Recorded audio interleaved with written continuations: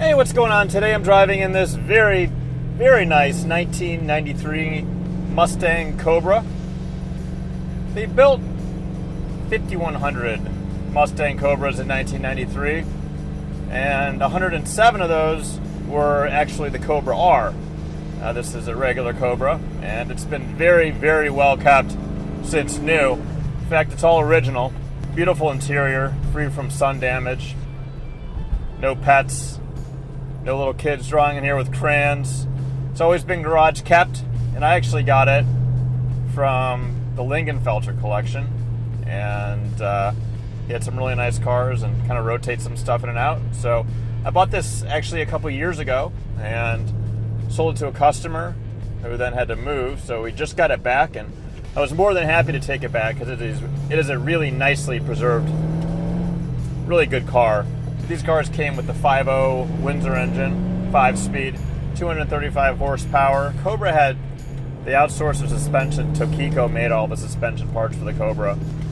But I really love these cars. They're a nice combination, a nice mix of kind of new and old.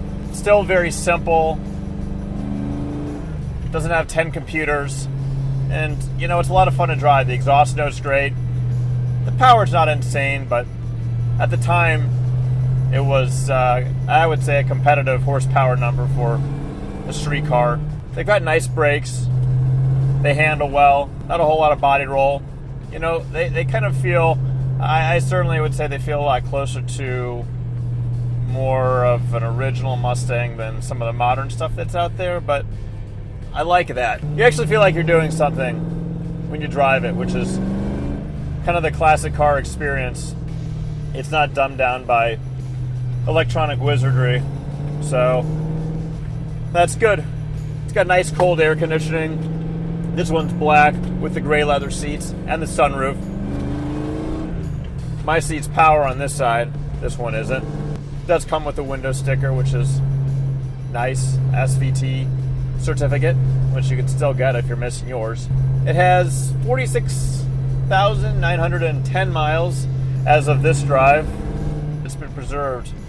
It hasn't been modified. It's hard to find. You know, these were cars that they made everything for, and they made enough of them where there was tons of cool aftermarket parts you could buy for rather cheap.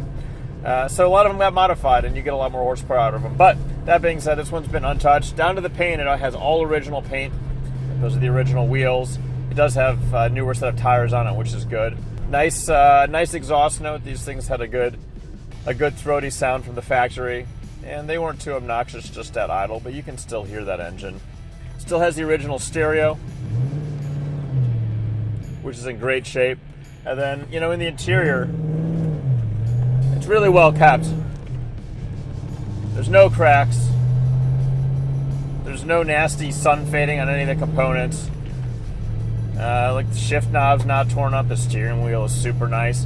All the white printing and all the controls are still totally mint. You know, it really looks like a car that's only a few years old, or at least has the wear of a car that's a few years old. It's been driven, you know, actually used on like some stuff that gets thrown into storage, but it runs and performs very, very well, and it really is a time capsule of a car. It's cool to find stuff that's, you know, well preserved. I think this is a great choice for a collector car right now, because if you look at the numbers, and I think Haggerty's not a bad source, a lot of the classic cars are not doing a whole lot of appreciation right now as generations age out of them. However, these are nice. The production numbers are low enough, and you can actually buy one and have it go up in value, which is nice. A lot of the muscle car stuff right now is kind of flat with just maybe a teeny bit of appreciation, but I've seen these kind of creeping up 15 or 20% a year, which is a lot. It's a good car to get into. And, you know, just this year at Barrett-Jackson, a 93 Cobra R sold for, I think, $135. So that puts it out of reach of so many people. And these will follow as well. So why not buy one now, drive it, enjoy it, and come out on top.